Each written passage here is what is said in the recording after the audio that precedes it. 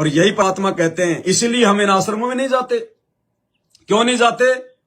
क्या कहते हैं परमात्मा? मालिक कहते हैं कि कबीरा तहां जाइए और रह संतन की प्रीत, इष्ट मिले और मन मिले, मिले सकल रस रीत। क्योंकि हमारा इष्ट कौन है? सतगुरु रामपाल जी भगवान। साथ संगति वाले भाई बहनों का इष्ट कौन है? भगवान कौन है? सतगुरु रामपाल जी भगवान। और इन सतलोक आश्रमों से जुड़े हुए उन मंद बुद्धि भक्तों का कौन है इष्ट? उनका भगवान कौन है? ये दाढ़ी मूछ वाला नकली कबीर। और परमात्मा की वाणी क्या कहती है? कबीरा तहां जाइए रह संतन की प्रीत, इष्ट मिले और मन मिले और मिले सकल सब रीत। यानी एक भगत को उन्हीं भक्तों के पास जाना चाहिए, उन्हीं लोगों की संगति करना चाहिए जिनका सबसे पहले तो भगवान मिले, कि भैया उनका भी भगवान वो ही हो और आपका भी भगवान वो ही हो, तो वहां जाने से आपको लाभ होगा, नहीं तो नहीं होगा। अब हम साथ संगति वालों का भगवान तो है सतगुरु रामपाल जी, क्योंकि परमात्मा का विधान है, गुरु बड़े हैं गोविंद से, सात दीप नौखंड में सतगुरु से बड़ा ना कोई, गुरु गोविंद दोनों खड़े और काके लागू पाए, बलिहारी गुरु आपना जिन गोविंद दिया बताए। तो हमारा तो जो विधान है, हम जो चल रहे हैं, हम तो वेदों के अनुसार चल रहे हैं, सुख संवेद के अनुसार चल रहे हैं, सतगुरु रामपाल जी भगवान के अनुसार चल रहे हैं। हमारा इष्ट सात संगत वालों का कौन? सतगुरु रामपाल जी। और उन आश्रमों में कौन है इष्ट? ये जून के महीने में इसको भगवान मान लेंगे, गुरु गोविंद की फोटो लग रही है, दाढ़ी मूछ वाले की फोटो लग रही है, लोग इनको दंडवत करते हैं। तो आश्रम वाले भक्तों का, सतलोक आश्रम वाले भक्तों का इष्ट कौन है? ये दाढ़ी मूछ वाला नकली कबीर। और सात संगत वालों का ये। तो जब हमारा आपस में इष्ट ही नहीं मिल रहा, तो वहां जाके हम धक्के खाएंगे क्या? उन आश्रमों में क्या करेंगे हम वहां पे जाके? इष्ट मिले और मन मिले, मन माने आपकी जो क्रियाएं हैं, आपके आचार विचार, आपके अंदर जो मतलब प्यार प्रेम। तो भाई जब हमारा भगवान ही नहीं मिल रहा तो हमारा मन कहां से मिलेगा? मन ही नहीं मिल सकता। इष्ट मिले और मन मिले और मिले सकल सब रीत, और आपकी सारी जो भक्ति क्रियाएं वो भी मिले। हमारी और उनकी भक्ति क्रियाएं मिलती नहीं है। हम तो अपने गुरु जी को भगवान मान के भोग लगाते हैं, वो इस दाढ़ी मूछ वाले को भगवान मान के भोग लगाते हैं। हम अपने गुरु को भगवान मान के उनके वचनों पर चलते हुए ना कोई गंदी राजनीति करते, ना हम किसी आरक्षणबाजी का कोई समर्थन करते, ना हम कोई रक्तदान करते, ना हम कोई दे दान करते, ना हम किसी पाखंड में कोई हिस्सा करते, ना हम कोई राजनेताओं की जयमल के रैलियों में जाते। और वो लोग इस कागज के टुकड़े, इस कबीर को भगवान मान के गंदी राजनीति भी करते हैं, गांव वालों के लिए स्टेडियम बनवा दिया, रोडे बनवा रहे हैं, पता नहीं क्या क्या दुनिया भर की नौटंकियां। तो हमारे और उनका कोई मेल मिलाप ही नहीं है। और जब मेल मिलाप ही नहीं है तो भगवान ने मना कर दिया कि कबीर वहां जाइए रह संतन की प्रीत, इष्ट मिले और मन मिले, मिले सकल रस रीत। यानी एक भगत को वहीं जाना चाहिए जहां उनका भगवान भी मिले, उनके आपस में उनके विचार भी मिले। अब इनके हमारे विचारों में तो रात दिन का अंतर है, रात दिन का। जैसे एक कौवा और एक हंस, कौवा और हंस के विचारों में रात दिन का अंतर होता है। तो भाई सात संगत वाले हैं हंस और आश्रम वाले हैं कौवे। इसलिए हम उन आश्रमों में नहीं जाते, इसलिए उन आश्रमों में जाने के लिए गुरुजी ने हमें आदेशित नहीं किया। हमें केवल उन्हीं भगत भाई बहनों की संगति करने के लिए कहा है जिनका इष्ट, जिनका भगवान, जिनके आचार विचार, जिनकी परंपराएं मिलती हों। तो वो तो सात संगत वालों की ही सात संगत वालों से मिलेंगी, आश्रम वालों से नहीं मिलेंगी। और दूसरा, जिस घर में परमात्मा साक्षात प्रकट हो जाए, ये तो भगवान है तो भाव का भूखा है, साधु भूखा भाव का धन का भूखा नहीं। यदि आपने ज्ञान को आधार बनाकर विषय वासनाओं से दूर होकर अपने भगवान के लिए घर में बेड लगा लिया, आप इतना महत्व अपने भगवान को आप दे रहे हो, तो भगवान तो भाई प्रकट होगा ही होगा, इसमें कोई दो राय नहीं है। ये विधान है। यदि आप परमात्मा को भोग लगाओगे तो परमात्मा ने आना पड़ता है। जिस घर में परमात्मा की महिमा होगी तो परमात्मा कहते हैं जहां जन से महिमा सुनूं वहां मैं गवन करंत। जिस घर में मेरी महिमा होती है, मेरे को भोग लगता है, कहते हैं वहां मैं आऊंगा ही आऊंगा, मेरा विधान है। तो भाई आपने एक छोटा सा इंटरव्यू सुना होगा आपने एक बच्ची का, अब तो वो जवान हो गई होगी, युवा हो गई होगी, लेकिन आज से जब 10-12 साल पहले उसने इंटरव्यू दिया था बच्ची ने, जिसका नाम है कोयल भारती, हिमाचल प्रदेश से। पूरा इंटरव्यू नहीं सुनाऊंगा, छोटा सा सुनाऊंगा 1 मिनट का। जब उसके घर पर गुरुजी प्रकट हुए साक्षात, उस बेटी ने, उस बहन ने अपने इंटरव्यू में बताया, तो सतगुरु रामपाल जी भगवान वो जिस कमरे में सो रही थी वहां से उठा के उसको दूसरे कमरे में लेके गए और भगवान और उसने कहा कि गुरुजी आप तो मेरे को वहां से उठा के यहां क्यों ले आए? आप गुरुजी मतलब आप तो प्रकट भी हो गए। और उससे वो जो परिवार था उस परिवार ने उस घर को जो है मतलब कि बेचने का वो कर लिया था प्लान कि हम अपने घर को जो है मतलब कि बेचेंगे, हमको दूसरा मकान लेंगे। तो सतगुरु रामपाल जी ने कहा कि मैंने सुना है तुम इस घर को बेच रहे हो। हाँ बोले गुरुजी बेच रहे हैं। तो सतगुरु रामपाल जी भगवान ने उस बहन से कहा कि जिस घर में मैं प्रकट हो जाता हूं, जिस घर में वो घर घर नहीं रह जाता, वो आश्रम बन जाता है। सुनिए। जब मैं ब्रह्मांड देखने मैं खुश होगी, मैं ब्रह्मांड देखने जाना हमें। फिर मैं पहले हमारा अंदर वाले कमरे में प्रकट हुए थे महाराज जी, फिर हम वहां से गायब करके मेरा हाथ पकड़ के गायब करके मुझे दूसरे कमरे में लाके खड़ा कर दिया। मैं कही ये कि महाराज जी आपने मुझे गायब करके इस वाले कमरे में ले आ दिया। महाराज जी कहते मेरी शक्ति इतनी तेज है। मैं फिर महाराज जी पूरे घर में मुझे घुमाया ऐसे गायब करके, फिर मुझे रसोई में ले आए। कहते आप ये घर बेच रहे हो? मैं कहा हाँ। कह रहे कितने का बेचोगे? मैं कहा 10 लाख का बेच रहे हम। फिर गुरुजी कहने लगे ये घर नहीं बेचना। मैं कहा क्यों गुरुजी? गुरुजी कहते जिस घर में मैं प्रकट हो गया हूँ वो घर घर नहीं रह जाता। फिर मैं कहा हाँ महाराज जी। महाराज जी कहते अब बेचना नहीं। मैं कहा ठीक है महाराज जी। फिर जहाँ हमारा नलका था वहाँ पे पहले पौड़ियाँ नहीं बनी थी, उधर की साइड ईंट रखी हुई थी 2। तो सतगुरु रामपाल जी भगवान ने कहा कि जिस घर में मैं प्रकट हो जाता हूं वो घर घर नहीं रह जाता, वो आश्रम बन जाता है। तो सत्सेवक भाई बहनों ने अपने अपने घरों में अपने भगवान को अपनी भक्ति से, अपने भाव से, अपने समर्पण से अपने गुरुजी को अपने घर में जो है वो प्रकट कर लिया है। तो सत्सेवकों के घर घर नहीं है, आश्रम है, आश्रम। और क्या संकेत कर रखे हैं सतगुरु रामपाल जी भगवान ने इन्हीं विशेष ऑडियो में? ये कैप्सूल है, कैप्सूल। तुम्हारे गुरुदेव भगवान क्या कह रहे हैं, संकेत कर रहे हैं परमात्मा इन विशेष ऑडियो में। ये कैप्सूल है, ऐसे समझ में नहीं आएंगे। ये रिजेक्ट कर दिए वो सारे सतलोक आश्रम परमात्मा ने। जिसको ज्ञान नहीं है वो जाओ, जिसने आंखों पे काली पट्टी बांध रखी है वो खाओ वहां धक्के उन आश्रमों में गुरु की गैर हाजिरी में।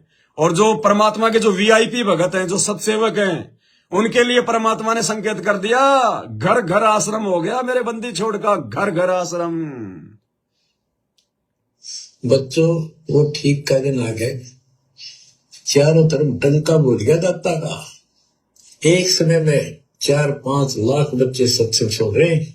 इतना बड़ा हम आश्रम बना कर भी नहीं सुना सकते थे। एक बंदी छोड़ सारा संसार आश्रम बन गया मेरे बंदी छोड़ का, वो घर घर आश्रम बन गया।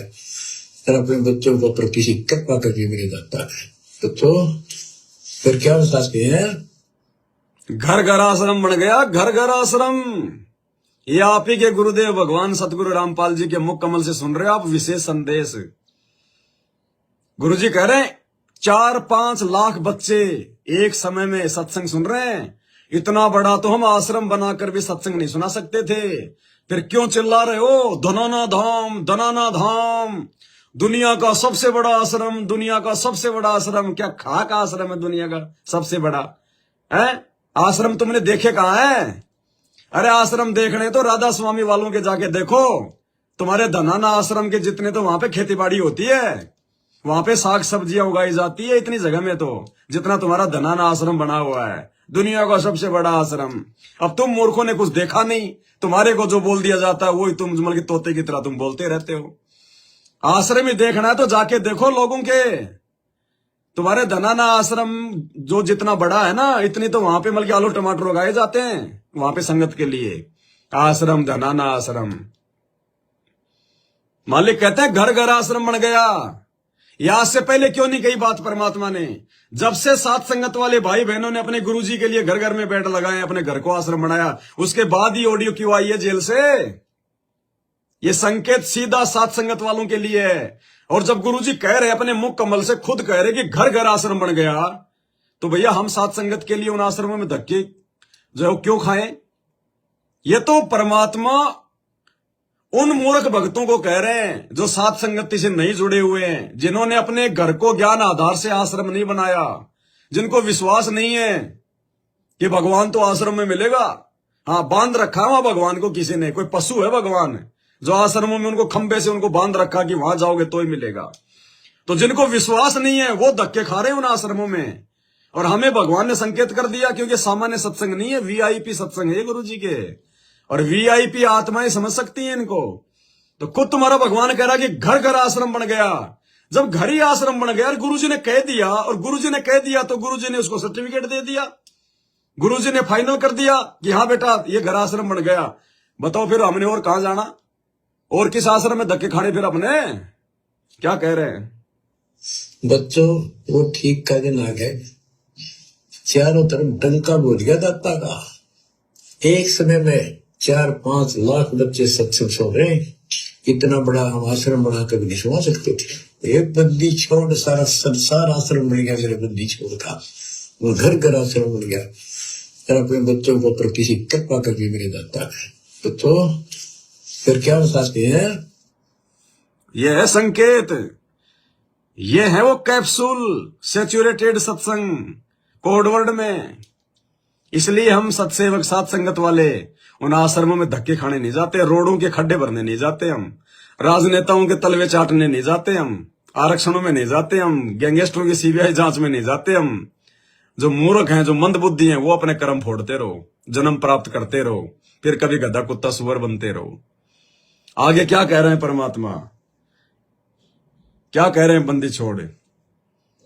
अरे सत्संग भगवान के, वो ही सत्संग सन 1994 से लेकर 2000 के बीच का सत्संग है ये परमात्मा का। वो ही कैप्सूल। क्या कह रहे हैं गुरु जी? वो कबीर भगवान मंदिर में नहीं रहता, वो कबीर भगवान किसी आश्रम में नहीं रहता, वो तो संतों के साथ रहता है, भक्तों के साथ रहता है। फिर क्यों धक्के खाने जा रहे हो? अगर तुम्हारा गुरु किसी आश्रम में है तो लाख बार जाओ, कोई दिक्कत नहीं है।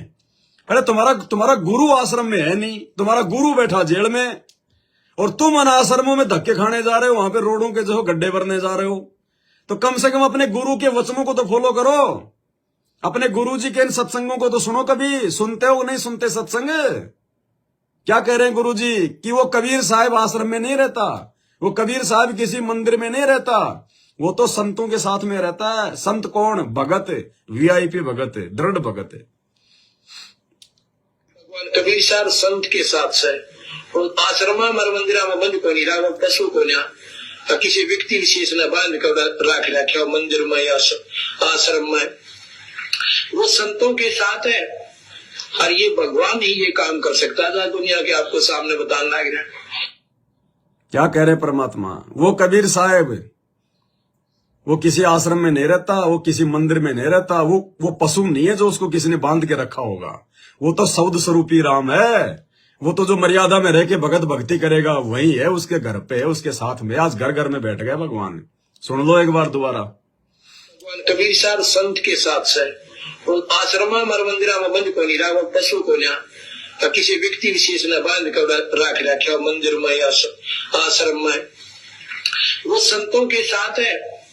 और ये भगवान ही ये काम कर सकता था, दुनिया के आपको सामने बताने लग रहा है। अरे एक तरफ तो तुम कहते हो कि भगवान तो जो कण कण में, अरे कण कण में भगवान है, तो फिर आश्रमों में धक्के खाने क्यों जा रहे हो? जब आश्रम में तुम्हारा गुरु आके बैठ जाए तो जाओ, कोई नहीं रोकेगा तुम्हें। वर्तमान में क्या हो उन आश्रमों में?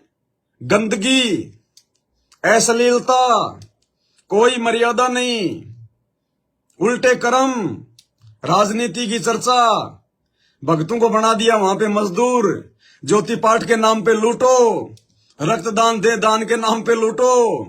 ये कर दिया आज तुम्हारा, गधा बना के रख दिया संगत का इन आश्रम वालों ने, गधा। तो परमात्मा कह रहे हैं वो भगवान पशु को नहीं, जो किसी आश्रम वालों ने उसको बांध के रख लिया हो, वो तो कण कण में है परमात्मा। और देखो क्या कह रहे भगवान, ये वीआईपी सत्संग है, इनको समझना बच्चों के बस की बात नहीं है। हम सत्सेवकों के दृढ़ विश्वास के लिए परमात्मा ये सत्संग कर रहे हैं। ये सत्संग हिसार जेल से गुरुजी तुम आश्रम वालों के लिए नहीं कर रहे। तुम्हारे को तो गुरुजी के नॉर्मल सत्संग ही समझ में नहीं आ रहे, ये वीआईपी सत्संग कहां से समझ में आएंगे मेरे भाई? ये तो सत्सेवकों के दृढ़ विश्वास के लिए कि बच्चों तुम्हारे साथ में हो, इसी प्रकार मर्यादा में रह के भक्ति पे लगा रहना, बाढ़ बाका नहीं होगा तुम्हारा। बाकी तो उन आश्रम वालों की तो रोज दुर्गतियां होती है, रोज मरते हैं आते जाते उन आश्रमों में एक्सीडेंट में। संत रामपाल जी का भगत एक्सीडेंट में मर जाए, धिक्कार है उस भक्ति को। क्या कह रहे हैं परमात्मा आगे कि अब आपको सत्संग सुनने के लिए कहीं जाने की जरूरत नहीं है। ये इसार जेल से ही आया है ऑडियो, मेरी नहीं है। ये वीआईपी सत्संग है, लेकिन ऐसे समझ में नहीं आते। क्या कह रहे हैं इस सत्संग में गुरु जी? अब आपको सत्संग सुनने के लिए कहीं जाने की भी आवश्यकता नहीं है। सुनिए पहले। आप असंग जन्म मरते होगे, एक बार जीवित मर के देखो। जीवित मरने का आपको एग्जाम्पल बताता रहता हूँ, सत्संग भी आप सुनते हो कि सत्संग की तरफ चलो, सुनो, काल खूब अड़ंगेड़ा होगा। और ये सोच लो जैसे सत्संग ये आपके घर पे होगा, जाने की जरूरत नहीं, इसमें भी अड़ंगाड़ा होगा। परमात्मा कहते हैं जैसे अब ये सत्संग आपके घर पे हो गए, अब कहीं जाने की जरूरत भी नहीं है। क्या कह रहे हैं गुरु जी? जब आप सत्संग सुनने के लिए जाओगे, और फिर क्या कह रहे हैं? अब ये सत्संग आपके घर पे हो गए, क्योंकि सबके मोबाइल में, सबके पास मेमोरी कार्ड है, सबके पास स्पीकर है, टीवी चैनलों पे आ रहा है, यूट्यूब पे जब मर्जी सुन लो। इतने साधन दे दिए भगवान ने। तो गुरु जी कह रहे हैं अब आपको सत्संग सुनने के लिए कहीं जाने की जरूरत भी नहीं है, अब ये आपके घर पे हो गए। क्या कह रहे हैं? सत्संग की तरफ चलो, सत्संग भी आप सुनते हो कि सत्संग की तरफ चलो, काल खूब अड़ंगेड़ा होगा। और ये सोच लो जैसे सत्संग ये आपके घर पे होगा, जाने की जरूरत नहीं, इसमें भी अड़ंगाड़ा होगा। अगर इसमें भी नहीं सुनने देगा, दृढ़ता ना आई था, कोई न कोई फुड़का दुड़का आश्वास कर देगा, कोई कहानी कोई बात बना देगा, वन हो गया, ऐसे हो गया, वहां चलो प्लान करो, तो जीवित मरना होगा। कर दिया संकेत। ये है कोड वर्ड, ये है तत्व ज्ञान युक्त सत्संग। शब्द सैन सतगुरु की पहचाने, पावे अटल सुहागरे। जो अपने गुरु जी के सत्संगों में संकेतों को समझेगा वो पाएगा सतलोक को, बाकी तो रोडों में खड्डे भरेंगे। कहते हैं गुरु जी जीवित मरना सीखो। जब आप सत्संग के लिए चलो तो तुरंत परमात्मा ने बात घुमा दी कि कहीं ये मूर्ख भीड़ कहीं सत्संगों में ना भाग जाए, वहां पे सत्संगों के नाम पे आश्रमों में। कहते हैं अब तो आपको कहीं जाने की जरूरत भी नहीं, अब तो आपके घर पे हो गए सत्संग। यानी आपका गुरु खुद मना कर रहा है आश्रमों में ना जाने के लिए। अगर आप सत्संग सुनने के लिए आश्रम में जा रहे हो तो आप मूर्ख हो। सत्संग अपने घर पे सुनो, घर घर में सत्संग हो गए, यूट्यूब पर सत्संग है, कहां जा रहे हो सत्संग सुनने के लिए? तुम्हारा गुरु अगर साक्षात आश्रम में बैठ के सत्संग कर रहा है तो लाख बार जाओ, तुम्हें कोई मना नहीं करेगा। और क्या कह रहे हैं परमात्मा? ये वीआईपी सत्संग है, ये बच्चों के बस की बात नहीं है मेरे भाई। ये सुन लो विशेष संदेश नंबर 10। इसमें क्या कह रहे हैं सतगुरु रामपाल जी भगवान? अरे घर बैठे सत्संग, चारपाई पे बैठे बैठे, सर्दी में रजाई में बैठे बैठे, कहीं जाने की जरूरत नहीं है। सुन लो। तो बच्चों, जो आपको ज्ञान दिया जा रहा है, ये उस परम पिता कबीर बंदी छोड़ की एक विशेष विटो पावर विश्व में न्यारी, वो कृपा आपके ऊपर। और ये एक नया ऐसा सिस्टम दे दिया बंदी छोड़ने। घर बैठे मालिक की प्रचार सुनो। अरे घर बैठे चारपाई पे बैठे बैठे, सर्दी हो तो रजाई में बैठे बैठे, हे भगवान ऐसे दयालु, ऐसे दीन दयाल, हमें इतना सुख देते। और आप खुद इस गंदे लोक में 120 वर्ष रहे, एक झोपड़ी के अंदर टाइम पास किया। वो जो करते हैं उसमें कोई चूक नहीं छोड़ते, वो पूरे हीरो हैं, पूरे अभिनय करने वाले अभिनेता। जिस भी अभिनय के लिए वो आते कभी इतनी चूक नहीं छोड़ते। आज तक उसको दूल्हा दानक और कवि मान कर फाइनल कर रखा था। He was God, he is God और रिमेन गॉड। वो परमात्मा था, आज भी है, आगे भी यही है, नथिंग एल्स। आया समझ में? सत्सेवकों को तो आ गया, और बाकी आश्रम वालों की भीड़ को समझ में आएगा नहीं, क्योंकि एक कैप्सूल है मेरे भाई। ये कैप्सूल ऐसे समझ में नहीं आते, कैप्सूल को खोलना पड़ता है, लेबोरेटरी में जाके जांच करनी पड़ती है, क्या क्या दवाई है, कौन कौन सी मेडिसिन है, तब जाके समझ में आता है। और ये लेबोरेटरी है सात संगति। सात संगति रूपी लेबोरेटरी से जुड़े बिना कैप्सूल के अंदर क्या है, इस सत्संग में क्या है, संकेत क्या है, नहीं समझ पाओगे। कहता है घर बैठे, अरे घर बैठे, जोर दे के कह रहे हैं गुरुजी, अरे घर बैठे। अरे सात यानी परमात्मा कह रहे आश्रम में जाने की जरूरत नहीं है मूर्खो, वहां तो तुम्हें ठगा जा रहा है, धंधा हो रहा है। अरे घर बैठे ये दे दिए मोबाइल भगवान ने, किस लिए बनवाए? मुंह देखने के लिए नहीं, मोबाइल में मुंह देख के अपने बाल जो है संवारने के लिए नहीं दिए मोबाइल, ये सत्संग सुनने के लिए दिए घर बैठे बैठे। आश्रमों में क्यों धक्के खाए जब हमारा गुरु आश्रम में नहीं है? तो ये वीआईपी सत्संग है मेरे भाई, ये वीआईपी लोग ही समझ पाएंगे। और क्या कह रहे हैं गुरुजी सत्संग में? हैं राधा स्वामी वालों का जिक्र करते हुए कि वो कहते हैं कि सतलोक में तो बूंद ही बूंद है, वहां परमात्मा निराकार ही निराकार है। तो परमात्मा ने अपना और बरवाड़े आश्रम का उदाहरण दिया कि जैसे तुम्हें कोई कहे कि चलो भाई बरवाड़ा आश्रम में चलते हैं, और वहां जाकर कहे कि गुरुजी तो है ही नहीं, निराकार ही निराकार है, तो गुरुजी कह रहे फिर यहाँ पे तुम मतलब टिंडे लेने आओगे। जब तुम्हारा गुरु ही आश्रम में नहीं है तो फिर क्या मतलब कि टिंडे लेने आए हो तुम आश्रम में? तो आज तुम्हारा गुरु कहां बैठा हुआ है? इसार जेल में। आश्रमों में क्या फिर टिंडे लेने जा रहे हो क्या तुम? सुनो क्या कह रहे हैं। ये राधा स्वामी धन धन सतगुरु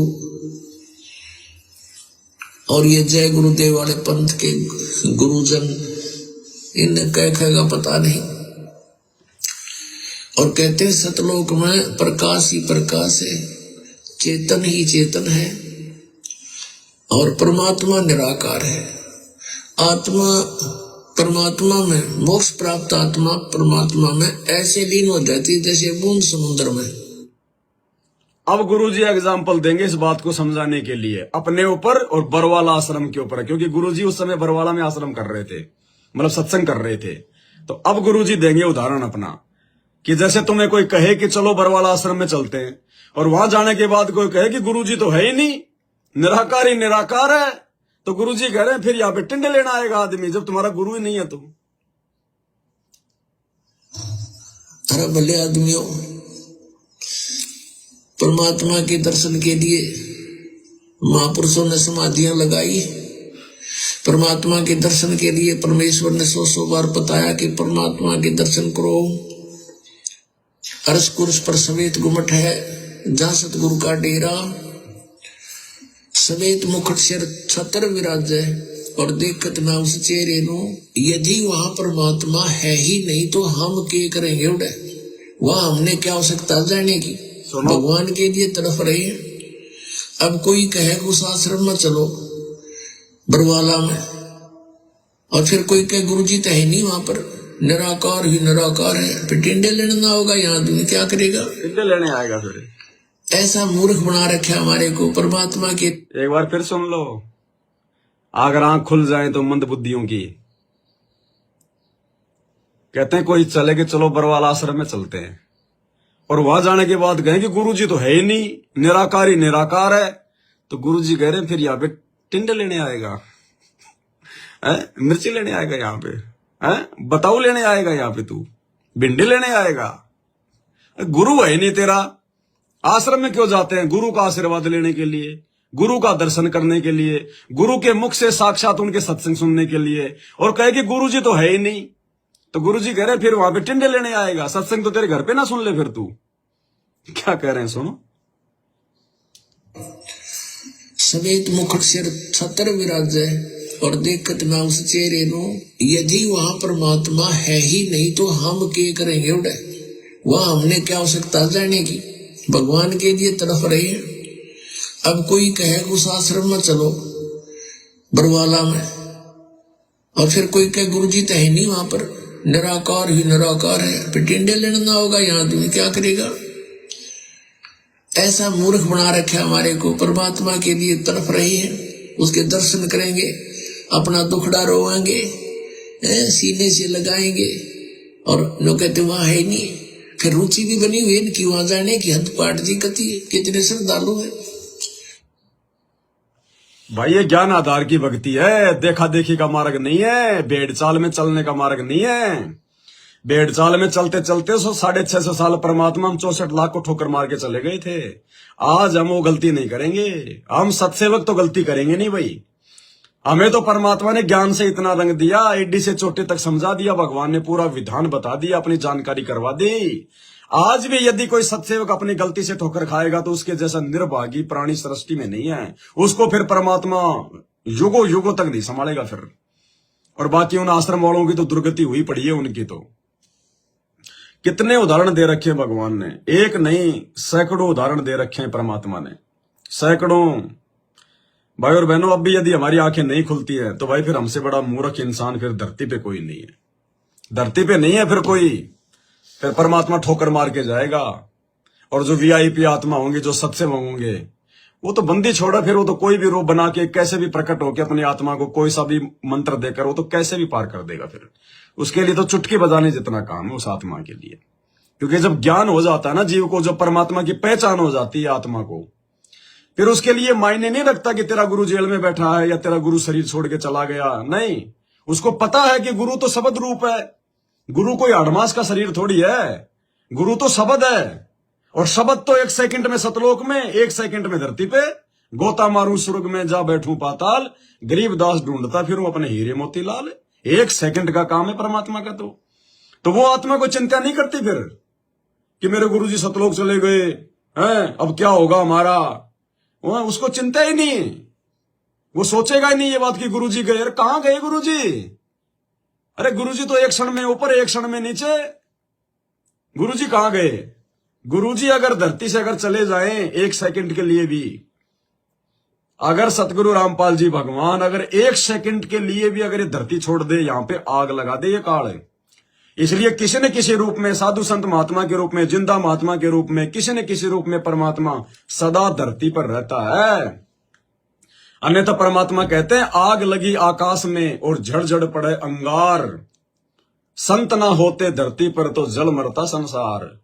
1 सेकंड के लिए भी सतगुरु रामपाल जी भगवान इस धरती को, इस पृथ्वी को छोड़ते नहीं है।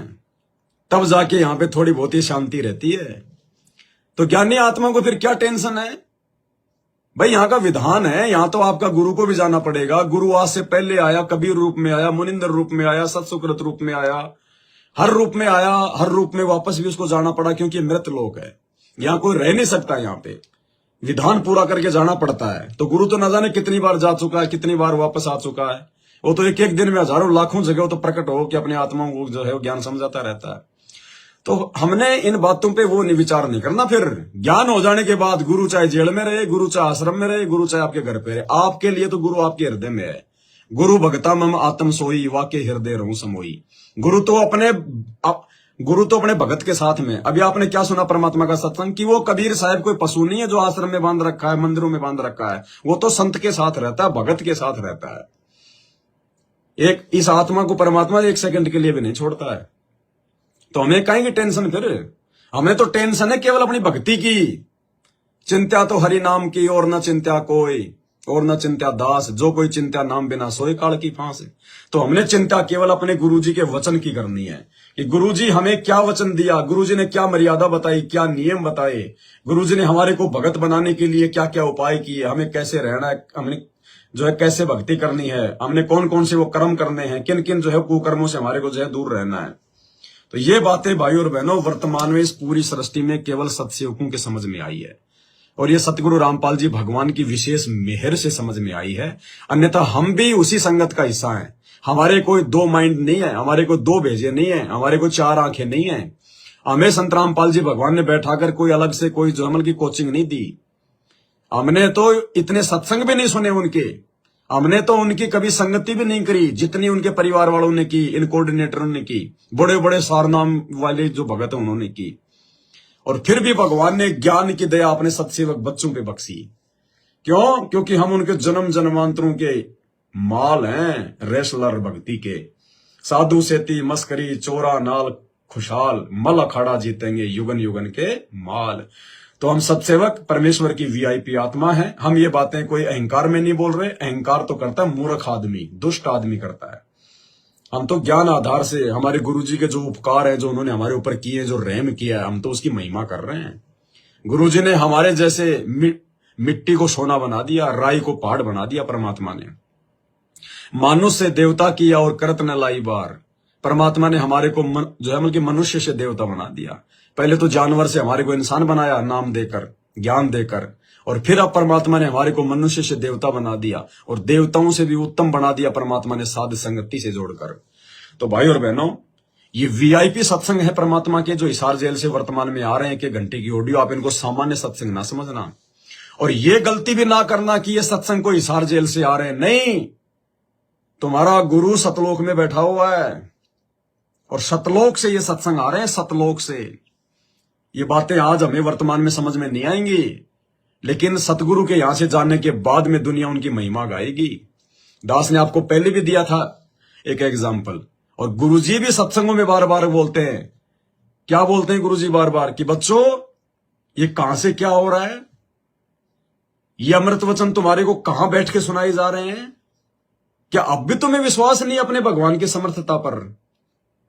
भूतो न भवस्ती, ना आज से पहले कभी हुआ, ना आज से पहले, ना आज से आगे जो कभी होगा। क्या कि जेल में बैठकर कोई आपके लिए एक घंटे के सत्संग भेजे? भूतो न भवस्ती, ना आज से पहले कभी हुआ, ना किसी साधु संत महात्मा ने आज से पहले जेल में बैठकर एक घंटे के अमल के सत्संग भेजे सैकड़ों, और ना आगे कोई भेज पाएगा। भूतो न भवस्ती, इन्हीं विशेष ऑडियो में परमात्मा बार बार कहते हैं। क्या अब भी तुम्हें अपने गुरु भगवान के जुमल की पहचान नहीं होगी? तो कहां से हो रहे हैं सत्संग? जेल से नहीं हो रहे। जेल के लिए तो भगवान ने कह दिया, ना आज से पहले कभी हुआ, ना आज के बाद कभी होगा। ये कहां से आ रहे हैं सत्संग? ये सीधे सतलोक से आ रहे हैं। जिस प्रकार दास ने आपको एक बार जो है एक एग्जाम्पल दिया था काशी के भंडारे का। 650 साल पहले जब परमात्मा ने भंडारा किया था, तो क्या कहा परमात्मा ने? 9 लाख बोडी भरी विशंबर दिया कबीर भंडारा। यानी जो भंडारा था 9 लाख, उनको 18 लाख लोगों को जो भंडारा दिया था परमात्मा ने काशी में, कहां से आया था वो भंडारा? वो सेवादार कहां से आए थे? 9 लाख बैल कहां से आए थे? सतलोक से।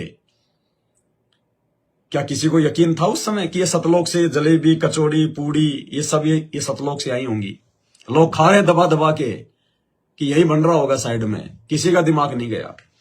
जो सेवादार थे, जो सतलोक से आए थे 9 लाख, जो भक्तों को जो साग सब्जी, पूड़ी, कचौड़ी, 56 प्रकार के व्यंजन जो परोस रहे थे, गुरुजी ने क्या बताया? उन सेवादारों के पैर जमीन से 10 इंच ऊपर थे, लेकिन किसी का ध्यान नहीं गया।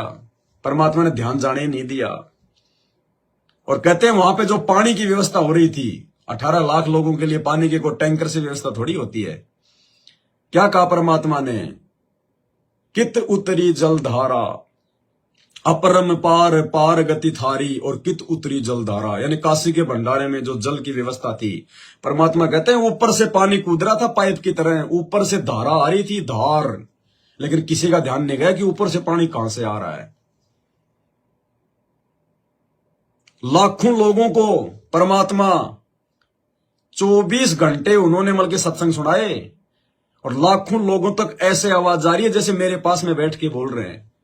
18 लाख लोग, भीड़ कितनी होगी, शोर शराबा कितना होगा, और एक आदमी बोल के सबको अपनी आवाज मिल के सुना सकता है क्या?